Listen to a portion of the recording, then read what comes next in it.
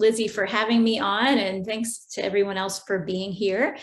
I'm so glad to share a little bit about this topic with you all, about yoga and hypermobility, what every yoga teacher needs to know. I think it's a really important topic for all yoga teachers, whether or not you yourself has hypermobility or not. I can almost guarantee your students, some of them do. So it's an important topic. And as Lizzie said, I've got a new book out about the topic, and the ebook is out right now for 99 cents. And she's going to put the link in there for in your chat box, and the paperback will be coming out in mid-June. So it's all in the works. All right, and just as she said, I'm a physical therapist, but I was first a yoga teacher. So I always like to say that I was a yoga teacher for a number of years before going to PT school. And the reason I got interested in PT was because of all my yoga students having injuries and wanting me to know about how to help them. And I, never did know, because hadn't really studied that. And so that just spurred my interest. And as far as my interest in hypermobility, I have a hypermobility syndrome, and it's impacted my life in a pretty much every single way it could. And certainly, as far as my yoga practice goes, I spent about 10 years being chronically injured from my yoga practice, like every day. And so I understand a lot of those common yoga related injuries that especially bendy people get, because I've had them. Okay. So I'm going to pull up a PowerPoint. I'm going to go through a handful of slides, and then at the end, definitely we're going to have time for some discussion, some questions and reflections, okay? So I'll go ahead and pull this up.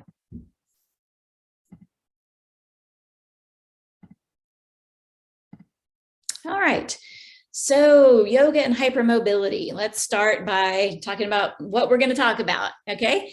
So again, welcome. And in this slideshow, I'm going to go through, what does this mean, this word hypermobility? Excuse me, we're going to start with that. And then what does it mean to have a hypermobility syndrome, right? So those are kind of different things.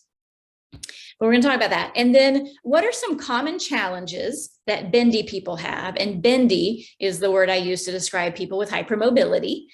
So common challenges, especially that they encounter in asana practice. And then lastly, we'll go into some basic principles for yoga practice to basically optimize yoga for this population. And this slideshow is essentially a super condensed, super summary of the book. Okay, so at the end, we'll talk about ways you can learn more for sure. All right. So what is hypermobility? So this word hypermobility is just a descriptive term. It is not a pathology. It's not a diagnosis in and of itself. It simply describes the ability of a joint to move more than is normal. Okay, so with every joint in our bodies, there are ranges of motion that are considered normal for human beings, right? Shoulder range of motion, we expect shoulders to be able to go this far up, basically, but not too much farther. We expect the rotation range of motion to be to fall within a certain range, normal range of motion. Well, hypermobility means your joints move more than that. And some people have that going on in like one joint or a couple, and some have it all over their body. And to be considered to have generalized hypermobility, that's generally thought to be 5 or more joints that are hypermobile. Like I said, hypermobility by itself isn't a pathology. Some people have hypermobility and they don't have any symptoms related to it. They don't have any problems related to it. All right. That's because a lot of different things cause hypermobility or can, play a role in someone's display of more than normal range of motion. And one of those things is bone shape, the shape of your bones and where those bones come together to create joints. The angles at which those bones come together, that is one factor of many that impact how much range of motion that joint has available to it.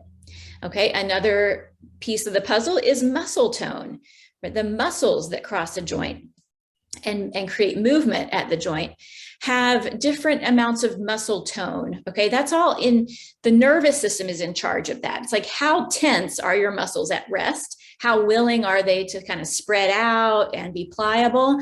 That will also contribute to your range of motion. And that's something we call flexibility. So I do want to clarify a couple terms as we go along here. because you may hear people talk about flexibility versus mobility. And those are different terms, but they often are used interchangeably. And sometimes we're not sure what people mean when they use those words. So I want to clarify that. When I say flexibility, I'm talking about what's going on in the muscles, right? Muscle tension, muscle strength, like how well can your muscles use the range of motion available to your joints? And when I talk about mobility, I'm talking about what's going on at the joints, okay? And especially the collagenous connective tissues that surround a joint.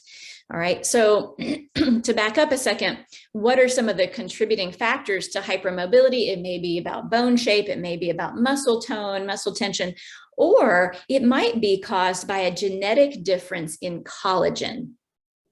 Now, collagen is a fabulous thing. Collagen is the most abundant structural protein in your body. It is what your, especially what your connective tissues like ligaments and tendons and joint capsules and fascia, it's what all those things are made of largely. They're made of collagen plus other things, but they are largely made of collagen. So is the gut, the lining of your gut and blood vessels and just everywhere, bones, okay, it's everywhere. And when there's a genetic difference in collagen, that often leads to the collagen not being as strong. It's not as taut. It's not as supportive. And that leads to connective tissue laxity. Okay, so laxity is a quality of connective tissue that's floppy. So I like to talk about it as floppiness, where someone with a bit of a different genetics in their connective tissue ends up with floppier tendons, ligaments, joint capsules, and fascia. In other words, their joints are able to move more because they don't have that passive structural support that they otherwise would have. They have increased mobility, but they have decreased stability. And that often leads to a whole host of musculoskeletal symptoms that we'll talk about, in addition to some wide-ranging comorbidities. And that's a fancy word that just means co-occurring conditions. Okay, parallel kind of co-occurring things. And so that's what we're going to go into. We're going to really focus on hypermobility syndromes. In other words, we could think about this as symptomatic hypermobility. Okay, when hypermobility is a problem, it's usually when it's caused by a genetic variation. I like to call it difference, you know, rather than like a defect, but you might see it written in all those different ways. Symptomatic hypermobility caused by some differences in collagen that are just genetic. Okay, that's why, you know, sometimes someone's brand new to yoga and they can just like flop right into the really challenging postures. And then other people, they're like practicing for years and years and years to try to achieve this shape, and they simply don't have the mobility for it. And a lot of that is purely genetic. Okay, we can't really change our connective tissue laxity. All right, fascia is made largely of collagen. Yeah, but fascia is basically a loosely, well, superficial fascia and visceral fascia is a loosely woven connective tissue that is collagen and elastin and collagen producing cells, among other things. Okay, so hypermobility syndromes, what are a couple of those things called? Well, there are a lot of conditions that include hypermobility as a feature. I'm not going to go into all of them at all. But the two most common are hypermobility spectrum disorder and hypermobile Ehlers-Danlos syndrome.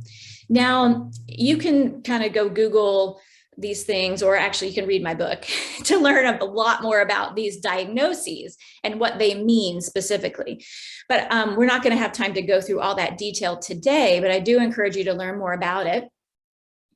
And hypermobile Ehlers-Danlos syndrome is what I have. And Ehlers-Danlos is a whole host of actually 14 different subtypes of connective tissue disorders that create joint laxity, joint hypermobility, and they're genetically caused. And the hypermobile type is the most common type. A lot of the other types are quite rare. So hypermobile EDS is the most common type, and it has a lot of overlapping symptoms with this other diagnosis, hypermobility spectrum disorder. And it's pretty confusing little set of information there. So I'll let you kind of research that on your own.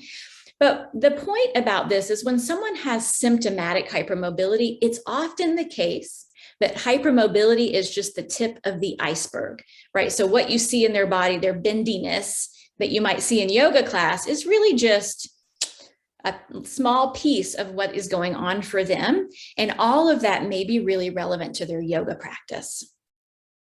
All right, so let's kind of pause for just a second before we get into what some of those challenges are. And I want to give you the most common hypermobility assessment tool that you'll run into out there in the research. And I'll have you assess yourself because I'd love to have you report back and tell us what you find out. Okay, so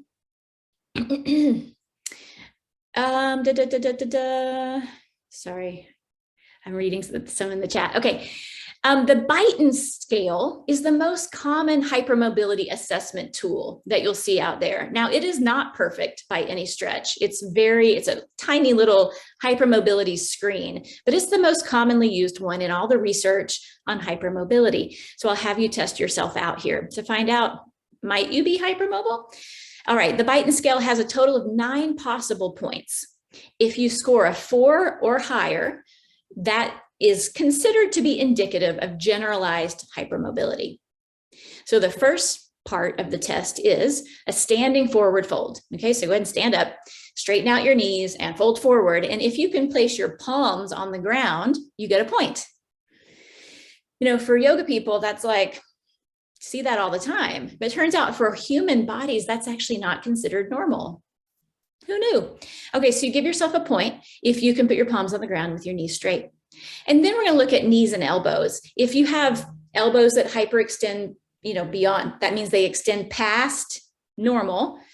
Okay, this is another term that is used in different ways out there in the world, hyperextension. What I mean by hyperextension is use that word consistently with how it's used in all the medical research I've ever seen, which is to extend beyond neutral or beyond where is normal extension limits. Okay, and in elbows and knees, that's 0 degrees.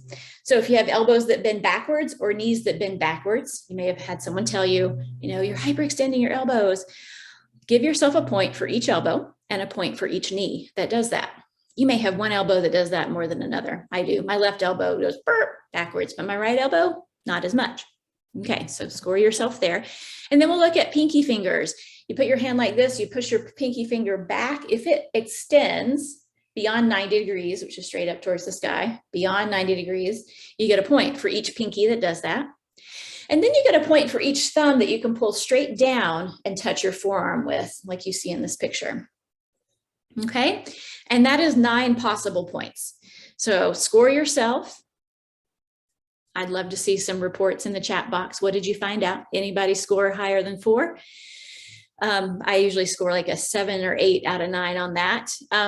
But it's limited, like I said before. I've seen people who definitely have symptomatic generalized hypermobility that they still score kind of low on this. And there's a lot of reasons for that. But when someone is diagnosing a hypermobility syndromes, there are a lot of different factors. The Beighton score is one small piece of it. Okay, so don't think you should go around diagnosing yourself or others with any sort of syndrome just based on their Beighton scale score. Okay, there's a whole lot more that goes into it. So a couple of you, okay, 6 out of 9. Okay, you scored a 5, and several of you are finding that you're scoring, at least over 4 or 5 on that scale. Okay, thanks for sharing that. All right, so that's one piece of it, okay? So let's talk about, let's say someone does have symptomatic hypermobility, which again is sort of shorthand for some sort of hypermobility syndrome. Let's go into some of the common features of that, some of the common challenges that they often experience. We'll talk about musculoskeletal symptoms, we'll talk about mental health, autonomic nervous system dysfunction, and even immune and digestive dysfunction. And those are going to be, I would say, the most common kind of cluster of things. And very often what I find is that bendy people, they may have known that they were hypermobile. Maybe they've had people tell them that in the past. Maybe they're the one in yoga class that's just flopping around into the splits with ease and all that.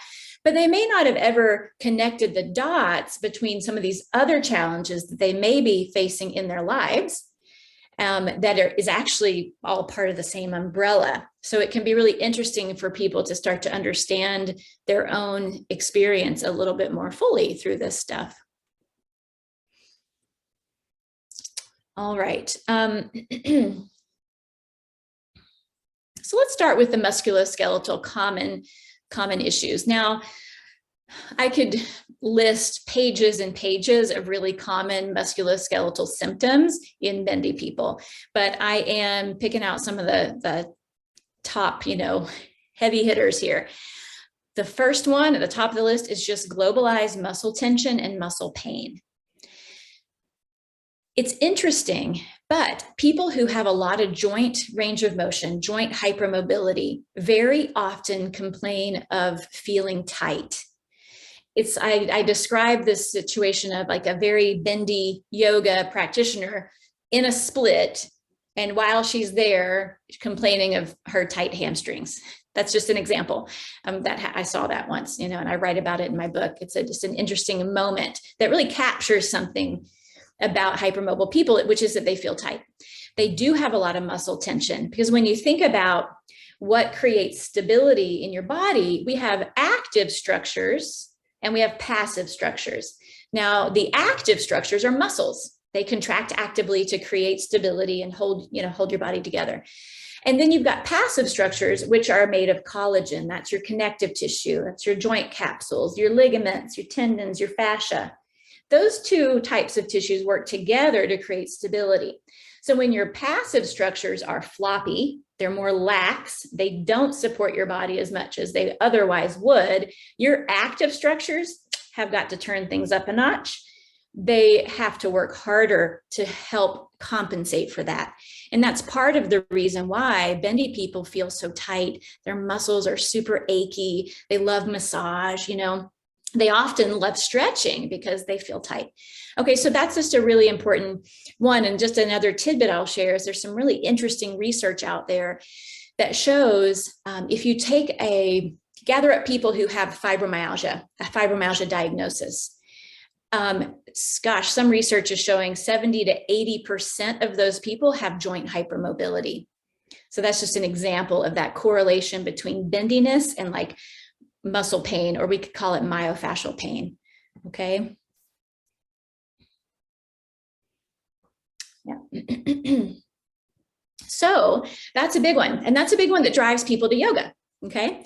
Now, there's also the reality that people with hypermobile joints are more prone to dislocate those joints or subluxate. So a dislocation is where the two bones that come together at a joint come apart. And a subluxation is where they just partially come apart. But it's not a full dislocation. And that's just more common. And those things are going to happen more at end range. And when we get into some principles for yoga practice, we'll talk specifically about shoulder dislocation, which is the joint most likely to dislocate in asana practice, because it's just the most mobile joint to start with. Now, joint pain is also common, and in particular with yoga practitioners, and with others too, who are bendy, sacroiliac joint pain. And now the sacroiliac joint is where the sacrum and the ilium meet on each side at the top of your pelvis there in the back. This picture is showing that they're lit up in red. Sacroiliac joint pain is very, very common, and I'll talk about specific ways to try to avoid that and to help support that later. Strains and sprains are common. A bendy person is the person most likely to come out of an asana practice just feeling kind of tweaky, kind of out of whack, little hurty here and there, sprains and strains. They may have a lot of tendinitises come and go, especially hamstring tendinitis. Tendinopathy just means they've had it for a long time.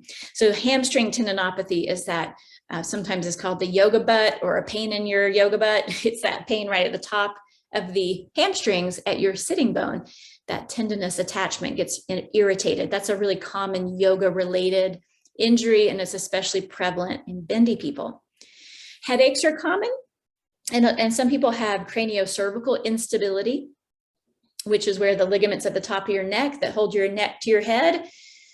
By the way, they're one of many things that hold your neck to your head. Nobody's head's going to fall off don't worry about that.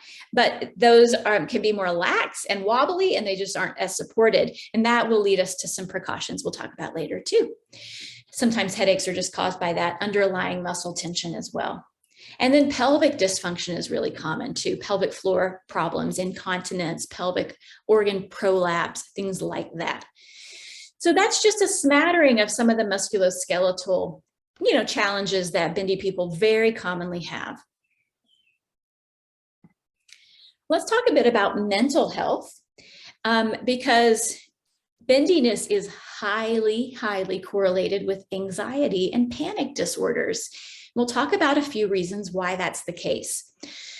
But again, there's some interesting research, and this is all cited in my book if you want to kind of learn more about these little research tidbits that I'm throwing at you. There's some research that shows people with anxiety and panic disorders, among that population, 70% of those people have joint hypermobility.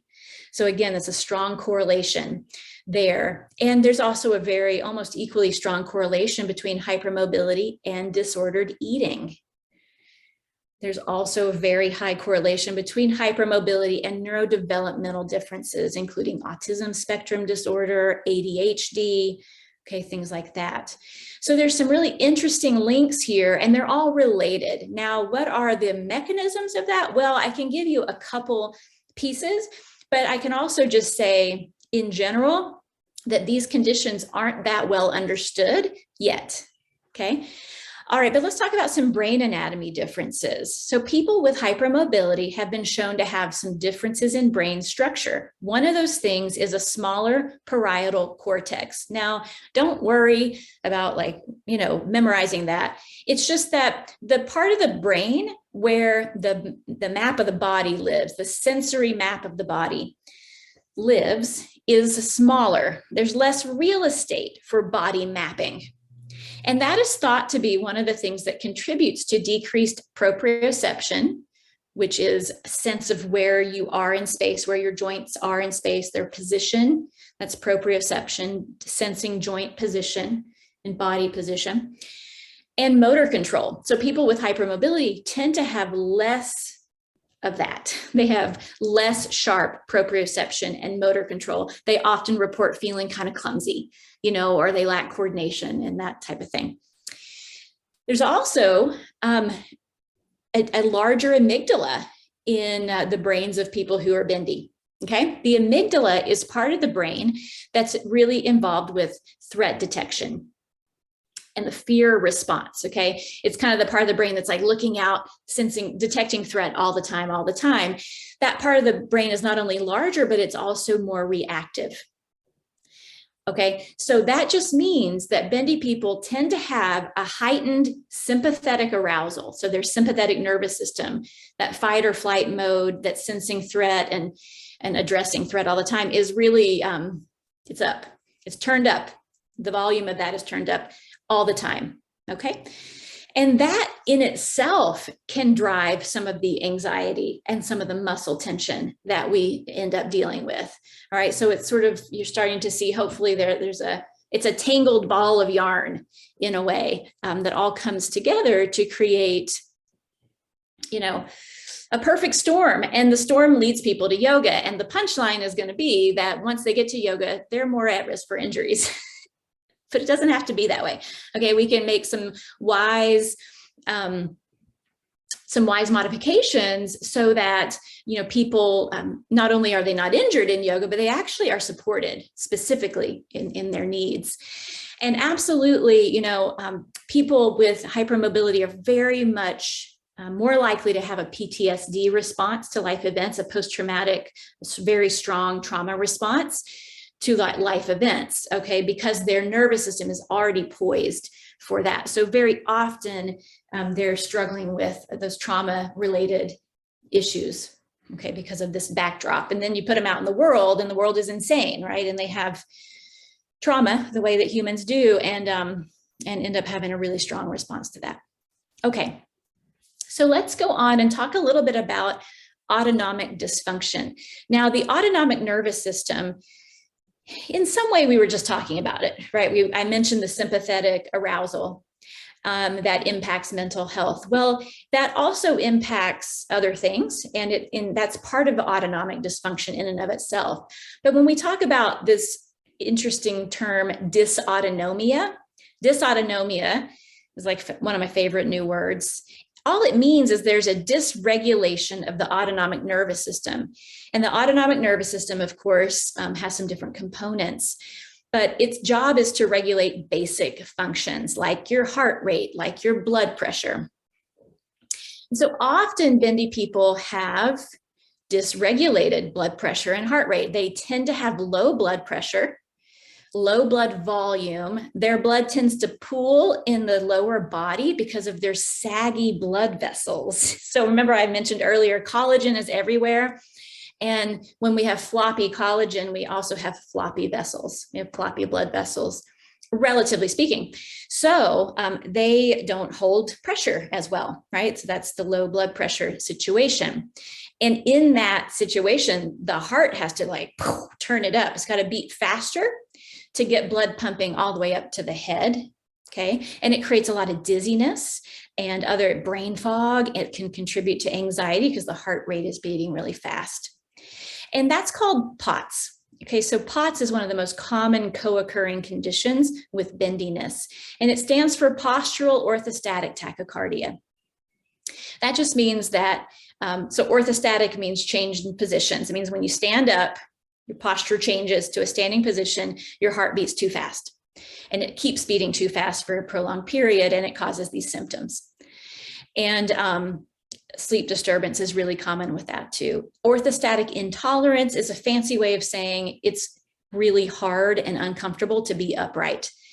And when we talk about yoga, we won't address this so much today, but it's worth putting a side note in to say, you know, if you're someone who has dysautonomia, you know, you might have been forcing yourself to do like an upright seated meditation practice, like I used to try to force myself to do. And it's horribly uncomfortable because you get dizzy and your heart's beating super fast. And it's because your body doesn't like to be upright. And so I really advocate for different positions, you know, to make people comfortable so they can really experience the benefit of the practice without getting all their symptoms flared up, you know. So consider positioning with all this stuff, dizziness and things like that.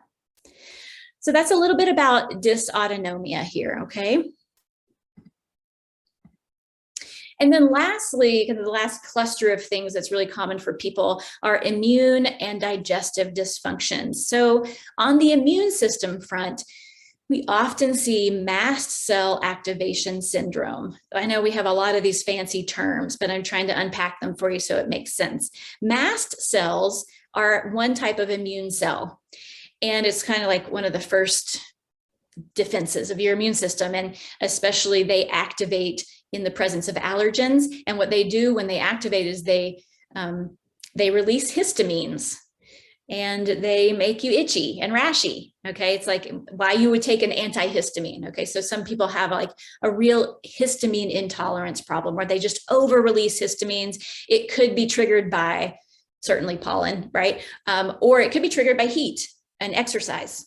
And they may walk out of yoga practice, especially a hot yoga class, covered in hives. Okay, so that's someone with a mast cell activation issue.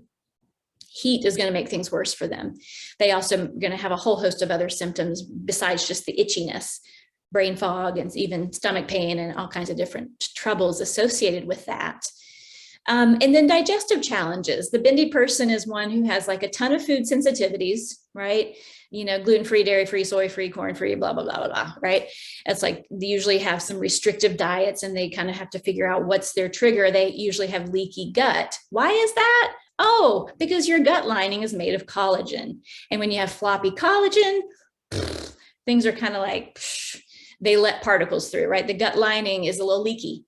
And that in itself can stimulate an autoimmune response and inflammation and pain and all these other things. Okay, and they may have IBS, they may have delayed emptying of their stomach. Those are just a few things that are very, very common among bendy people. Okay, so I want to just pause here for a moment, and because I just covered a whole lot of information, a whole lot. make sure everybody's doing okay before we go into the last bit of our presentation, where we're going to talk about principles for yoga practice, okay? Because we've gone through all this stuff. And now I want to transition into, okay, so what does this mean for yoga practice? Like, how can we approach yoga in a way that supports this population? And Jessica, you're just making a note that says there's so much overlap with long COVID, for sure. I think, yes. And I think there's unfortunately, this is often what it takes to try to understand some of these conditions better, is that a whole lot of people are getting them, POTS, especially in that dysautonomia stuff and the chronic fatigue and all the things. It looks a lot like hypermobility syndrome symptoms. Yep.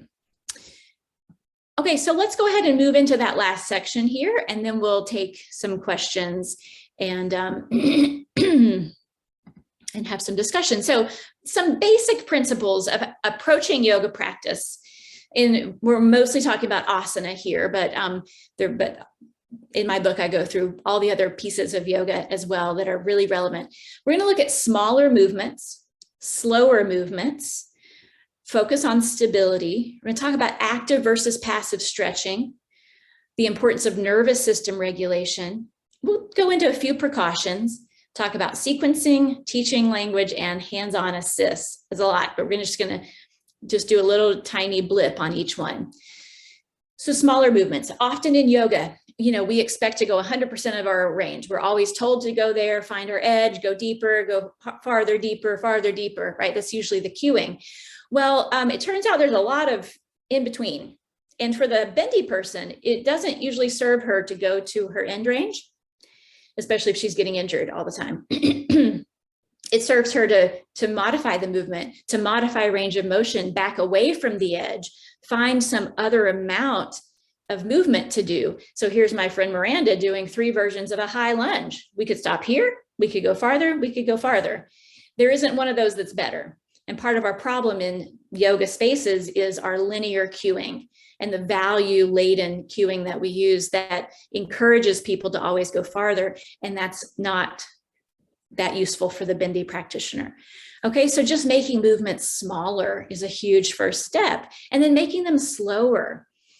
We have to learn to sense sensation before we get to end range. So I'll just kind of put this out there and you can mull it over time. But one of the reasons that the hypermobile person loves stretching, and they love stretching at end range, is because they can feel something. And we've got some sensory deficits because of our floppy fascia and connective tissue.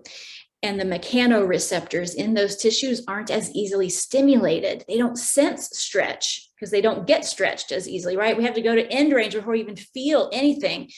And feeling something in the body is part of how we learn that we have a body, right? It's part of our sense of embodiment. It's important. So it sets up a problematic little situation here where the bendy person gets injured if she hangs out at end range, but she also doesn't really know where she is, or that doesn't sense her body very well unless she's at end range. So it means slowing down and really paying attention and learning to sense more subtle sensations before we get to end range. That requires that you drop the momentum and the speed, the fast-paced stuff, and you slow it way down and you focus on motor control, which is controlling your movement through a space, right? We have to learn to control smaller movements before we're going to be able to control bigger movements, okay? And so slowing down and working on that is how we develop better proprioceptive sense. It's really important. Sensory training, okay? So those are probably the two biggest things: smaller, slower. And then stability. This body needs stability. It doesn't need more floppiness. It needs more stability. We need to work on that. We don't have to just work on that in asana practice, of course. In fact, universally, I recommend strength training for bendy people, always. From now on, forever, okay? But asana does give us some good opportunities to work on muscle strength and core stability and all those good things. I'm showing you a few of my favorite postures here on this slide, but of course, there are plenty of others. Sometimes it can be really helpful to offer resistance because, again, it helps the bendy person feel something. When I push like in the second picture of the bridge pose, I've got a strap around my legs. And when I push out into that strap, I feel my muscles contract. It helps me sense that muscle contraction. It's really helpful. Or if I squeeze my legs into the block, I really feel that contraction more strongly. All right, so I'm a real advocate for that stability, that resistance to help with stability training. And then stretching. That's like always the question. Should we stretch? Should we not? What version of stretching is best? Well, there's lots of ways to stretch. Some are going to be more useful than others for the bendy person. Active stretching is usually what I recommend. So active stretching means you're using your muscles to either hold yourself in a stretch or to resist a stretch. I'm showing you both of those. So actually the second picture of me just holding my leg up, that's an active stretch for the back of my leg, right? But I'm using the muscles of the front of my leg to hold it there. It's active. I'm using my own muscles to hold the stretch. In the top picture, I am really engaging my legs, drawing them isometrically toward each other to engage my muscles to resist flopping down into the pigeon pose. Because I could flop way down passively, but instead I'm doing an active version of the stretch here. Still is interesting, and I'm working pretty hard. So that's a different version of that posture. And that's often, how we could think about each posture. How can we do it more actively so that we are protecting our joints a little bit more and not flopping to end range? That can be useful. A passive stretch is where we flop to end range and just relax with no resistance, or we use something like a strap to passively pull our leg into the stretch, like I'm doing in the bottom picture, right? I'm using the strap to pull.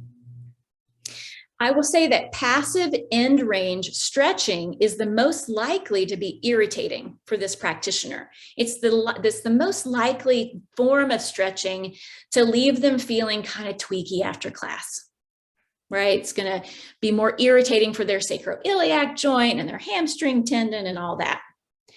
The reasons why are a bit difficult to explain, and I write about it in my book.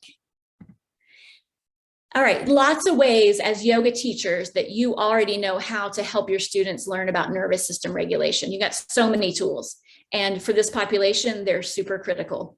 So adequate rest throughout a practice, pausing along the way to rest is really useful. Shavasana, like having an adequate Shavasana, 10 minutes plus in Shavasana, maybe throw on some weighted objects, some weighted blankets, some sandbags, whatever, can be really helpful as well. Pranayama and using really basic breathing techniques to help calm the nervous system, such as simply long exhales, a slow breath, those types of things. Humming or chanting can also feel calming for the nervous system. And of course, all the meditative types of practices that are in your wheelhouse as a yoga teacher. I want to remember those for this population. And then some basic, just little precautions. There's so many people with hypermobility who have been told they should never do yoga. And I don't believe that at all. I think it depends on the person. And if we can meet them where they are, their specific needs, they can get a lot out of yoga practice. But our main precautions are going to be about shoulder dislocation and avoiding the position of shoulder dislocation, which is usually the shoulder dislocates anteriorly, the humeral head pops forward. And it does that when the arm is out to the side, externally rotated, just like it is in the wild thing. Here, I'm showing you on this top picture. I would probably never do that again. I did that for the photo shoot for the book as an example of like a high risk posture for shoulder dislocation. People who are prone to that or have history of that, something like this that's loaded in that position, even a side plank, we have to be really mindful to scoot that humeral head back and not let it pop forward and come on out of the socket. Okay. I would urge caution with shoulder stand and headstand because of the prevalence of craniocervical instability, okay, and neck issues for bendy people. And then common irritating postures, binding sometimes is irritating for shoulders. I often say, the people who do an easy bind are probably the people who probably shouldn't, because it might be irritating their shoulders. It may not be, but I'm just saying that's a common irritant. Okay, so something to consider. Triangle pose is another common irritant, especially the way that it's often taught with this big hip swing that I'm showing you in this picture. I'm like swinging my hip out to the side and then like reaching. That is commonly very irritating for the sacroiliac joint, especially for bendy people who already are prone to that. So you could try it without the hip swing, just do it differently. It's a bigger conversation, but that may need some modifications, or turns out you can also just skip problematic postures. You don't have to do all these postures, right? If it doesn't serve you, you should drop it out of your practice. It's part of your responsibility as a practitioner. Okay, and then twists often can be irritating for the sacroiliac joint. And I always advocate for twists in which the pelvis is able to move. You just let the pelvis move with the spine a bit. It's harder to do that in a seat because your pelvis is stuck to the floor. But if you're reclining, you can kind of let your pelvis go with you into the twist, and that can be more comfortable. So those are just a few basic considerations about what tends to be problematic for people. All right, just a couple last slides here. A couple words on sequencing. How many of you have been to a yoga class? Usually it's a vinyasa flow type, where you do like 10 or 15 postures on one side, like just all on one side. Then you go back and do them all on the other side. That is a highly asymmetrical sequence. And that is likely to leave a hypermobile person feeling a little tweaky after class. The body needs more symmetry, in particular their body.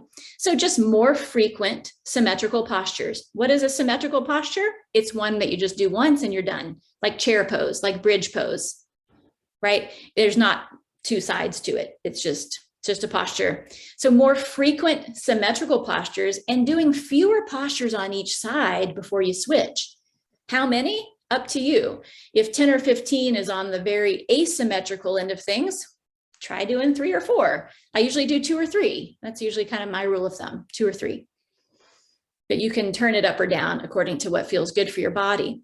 And then movement variety. You may also notice that a lot of our modern popular yoga asana styles are very forward fold centric. You might do 60 forward folds in a practice and maybe one back bend or one active back bend. It's highly out of balance. And so that can be very problematic, especially for our common bendy yoga challenges like sacroiliac joint pain and hamstring tendinopathy. Okay, bringing more variety into your movement by itself can help. And lastly, let's talk about teaching language and assists. What we say in yoga class as teachers is super important. Okay, and we can use cues that are more problematic or more helpful. And for this population, using linear language is problematic. Linear language is, for level 1, do it like this. For level 2, like this. And for the advanced version, do this. Or for the full expression, do this, right? Linear language implies that it's better to do the more physically challenging version of a posture. It's misleading because in reality, we all know, hopefully, that yoga doesn't care at all about how your postures look.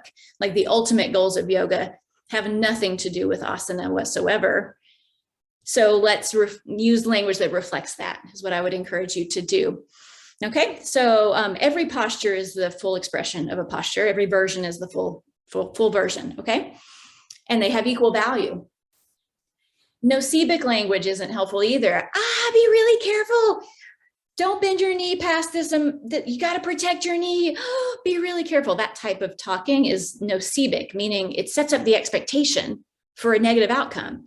It makes people think what they're doing in yoga class is inherently dangerous, and it's not. We can be mindful. We want to pay attention, but we don't need to be scaring people. More helpful cues are about curiosity, right? Less about performance, more about noticing how it is that you feel. Hey, try the posture like this. Notice the sensations that arise. Right? Asking questions like that to help people learn about their own experience can be a really helpful way to transition your language. And then as far as assists go, there's so many ways people might use hands-on assists if they choose to. And of course, you always get consent before you put your hands on your students. But assists that aim to fix a posture I would vote for verbal cues if you need fixing. And mostly I would ask you that you really clarify why you think it needs to be fixed in the first place. That can be problematic because it tends towards that nocibic, like fear-based approach. But deepening someone's posture with your assist is just violating of their boundaries, especially if there's someone with hypermobility and they're trying to back away from the edge, and then you come along and you push them back to the edge. They may not want to go there, you know? And so that can be confusing. And I would suggest a helpful way to assist would be what I call target practice, which is assist that builds proprioceptive awareness. I'm doing this on the bottom. I've got my hands on my friend Miranda. I'm asking her to push her back up into my hands. I'm giving her a target to push into. And that feels really empowering. It's an empowering way to use your hands that elicits movement from inside your student rather than imposing movement with your hands. So those are some really basic little seeds to plant about how to refine your language, your teaching language, and how to approach hands-on assist that really takes into consideration the needs of this specific population and perhaps all of your students actually. Okay. That's all I have on content. We do have, we've got a little bit of time for questions and certainly some ways to learn more about this topic. My ebook is on sale until May 31st for 99 cents. Oh my gosh. All right. So you've got the links there, and Lizzie's going to share more of that with you in follow-up emails too. So I'm going to go ahead and stop my share, and we can settle in and take any questions. Yeah, Libby, do you want me to go ahead and read out some of the questions so you can answer? Would that be beneficial, or would you like to read them? Yeah, that'd be great. Alrighty, so we got a lot of really great comments, and it was really awesome to see. I know Mary said a bunch of, she's just like, great information. You answered the question about long COVID. All right, let me see. Yeah, is there a connection? So Jennifer asked, is there a connection between hypermobility and abdominal hernias? Yep, for sure. So that's the short answer. Yes, you know, because abdominal hernia is a weakness in the abdominal wall or a floppiness in the connective tissue of the abdominal wall that creates a hernia. In fact, a presence of repeated abdominal hernias is one of the diagnostic criteria for hypermobile EDS, for example. Interesting. Thank you. All righty. Another one comes from Stacy, and this is more of a comment, but she says, sounds like functional range conditioning is the best way to go for the hypermobile. Yeah, I don't know much about that. You know, if it's kind of a system or a modality on its own, I don't know much about it, so I can't really comment. But certainly functional movement training is, I'm a big fan of that. But just starting with smaller ranges. So my main concern with bendy people is motor control and not using momentum. So when it comes to strength training, it's about strict movements, not momentum, and starting with smaller ranges of motion to build control in mid ranges before we spread, you know, expand into larger ranges so we can bring that control with us. Yeah. Alrighty, so Jessica asks, this is more of a tech question, but I don't have a Kindle, but I'm guessing that a book will work on an iPad. I'm assuming yes. Yeah, you know, I'm so new to the world of ebooks. I don't even know how they really work. I don't do ebooks because I like holding the book in my hands. And so I can't really help you on that, and apologize. But the real book, the paperback, will be out mid-June. So if you're like that too, or you could hopefully get that question answered in some other way. Yeah, and I think, Jessica, yes, I do believe like iPads have the ability to open ebooks. So I wouldn't say there would be a problem there, but like Libby said, the book will be out around June 15th. So you can also buy it as like a hard copy or a paperback, excuse me. Yeah, and someone else was saying you can get the Kindle app. So there you go. Great. Alrighty, so Stacy, another question from Stacy. Do you talk about triangle in your book and how to avoid the hip swelling that you mentioned? Yeah, I do talk about it a little bit. You can just play around with, I call it the teapot version of triangle pose, where you just set up your feet, probably a little bit less wide, and you just leave your pelvis where it is and you side bend into it and make it a side bending posture, which is, you know, the way that Krishnamacharya taught it anyway, the father of modern yoga. And then it kind of got turned into a straight spine posture by Mr. Iyengar, for better and for worse, whatever. You can do it in a bunch of different ways. And all the different ways you do a posture there's not one that's more right or more wrong, but they will produce different effects in your body. And you do the posture in a way that produces the effect that you'd like to create in your body. Okay, so you can leave your pelvis stable and just side bend into it. You won't go as far, but it'll change it for you. So I'd play around with that. Awesome, thank you. And then just to reiterate, this is being recorded, and we will send this out to all of you and everyone who registered for this webinar, so you can take a watch and watch it over and over and over. A question came in from Jessica. She says, I use the yoga sling in my own practice and received my certifications. Is there anything to be aware of with inversions and hypermobility? Not across the board if there's not any pressure on the head.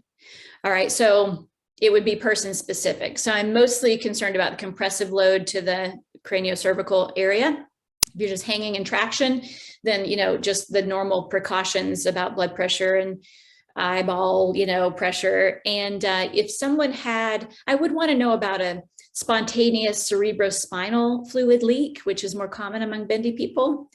I'd also want to know about a Chiari malformation, which is also more common in bendy people. I didn't go into those because it's just a lot of complex stuff, but I wouldn't hang upside down if I had either of those things. Mm-hmm. And Libby, real quick, can these types of questions be answered in your membership with Anatomy Bites? I'm just curious if... Yeah, so with Anatomy Bites, every month has its own topic. And I just released like month number 20 is actually on hypermobility. But so they're all other topics for all the other months. But when we get together for live Q&A sessions, then any question goes on any topic. And that's where we can get into discussions about anything. And I just added a link to the chat for anatomybitescom if anyone's interested, just because these are such amazing questions. It's hard to, answer and really thoroughly answer all of them. Yeah. And I see one here actually early on from Stacy, where you were reporting, Stacy, about your score on the Biten scale and you only got 1, but you said your neck is hypermobile. There are other tests. Commonly used other tests would be there's called the 5-point questionnaire. You could search for it, the 5-point questionnaire, which is more of a historical questionnaire. And then there's an upper limb and a lower limb hypermobility tool. So you could look those up. So I mentioned them in the book too. Mm-hmm. So this question, Jocelyn asks, do you have a source you recommend to find out more about hypermobile EDS, especially to help people like my college-age daughters, and I think she mentioned that they both had POTS. Yep, the Ehlers-Danlos Society is a great website. It's Ehlers, I can put it in the chat actually, hang on. It's a great website full of information about hypermobility spectrum disorders and EDS. There you go. Yep. And then there was another question back here from, just saw it.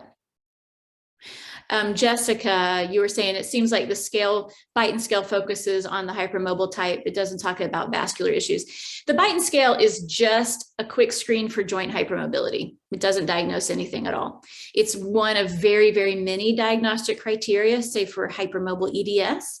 There are 13 other types of EDS, as you mentioned, and those are diagnosed by a blood test. And they usually have more severe ramifications. They're much more rare, like the vascular type, for example. Those all 13 of those have an identifying molecular marker.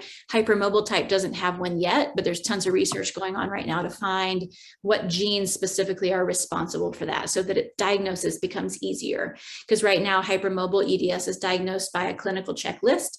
Biten scale is one of the whole page, of things. Wow. This is really amazing information. Thank you, Libby.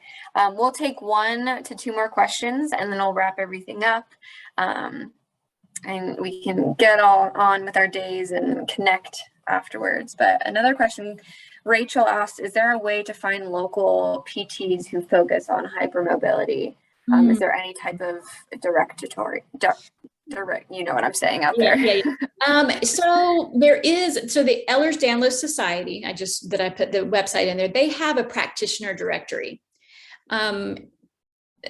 So I would try that. That's the only directory that I know of. It's really hard to find any medical practitioner who knows anything about these conditions.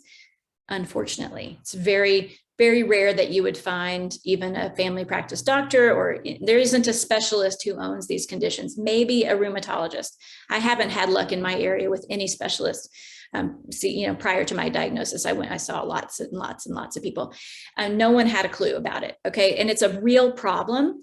So there are some great PTs who are, vocal on like social media, and you can kind of search those out. And I've learned a ton from those people. The Hypermobility MD is one of them. She's a medical doctor, but then there's a hypermobility doctor and she's a PT. Anyway, so they have great content, for example. And this will be the last question, but Megan put in the question feature in the chat. She says, I have a student with ellersdanlos who I notice really reaches a limit at down dog. Instead of down dog to a 3-legged dog to a standing pose, would you suggest she remains standing, skips chaturanga through down dog, then steps into standing with a shorter stance? I mean, it's hard to say, Megan, without really having more information about the specific person. I don't think any of those postures are inherently dangerous unless they're painful for her, but a lot of repetition of chaturanga, I'm going to expect some shoulder issues to emerge, especially in the bendy person who lacks stability. If she can work on downward dog, coming out from the edge, backing away from the edge, that might serve her well. Even downward dog at the wall, something like that. It's really hard to say. And the specific individualized questions are so hard to answer in this format. Alrighty, well, thank you, Libby, so much. Before we end, I would love to ask you where people can find your book, where people can find you, and we'll put all this information in the email tomorrow. Great. Yep. So you can find my ebook on Amazon.com. And I think Lizzie, you've pasted the link. You can also find me at my website, which is just libbyhinsley.com. And I'm going to be posting updates there and just find out all about what I'm doing. And then follow me on Instagram. That's where most of my social media action happens. And it's just Libby Hinsley PT. And then you'll, find out all about stuff. You can also, via my website, you can join my email list. Awesome. Well, thank you so much. And we really appreciate taking the time to talk to us all about this really important topic. And I'm really excited to see in the future even more research and all of that good stuff. So again, thank you all for joining, and look out for the recording that will be sent out tomorrow. All right. Thanks for having me, and thanks for being here, everybody. All righty. Bye.